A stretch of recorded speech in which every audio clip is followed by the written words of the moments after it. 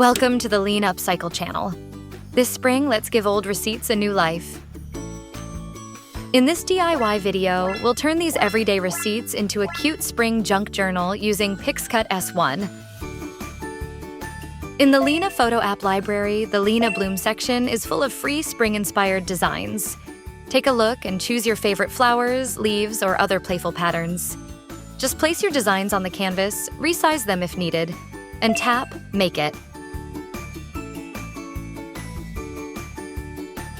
The PixCut S1 features an all-in-one print and cut function, allowing you to print and cut in a single step. Here come the stickers, printing smoothly one by one. And now they're being cut precisely, ready to use. Let's tear off the corners of the cardstock and stick them onto the corners of the journal pages. Now we start sticking the receipts into the pages. Then we place our spring stickers onto the journal wherever we like. And just like that, our spring junk journal is taking shape.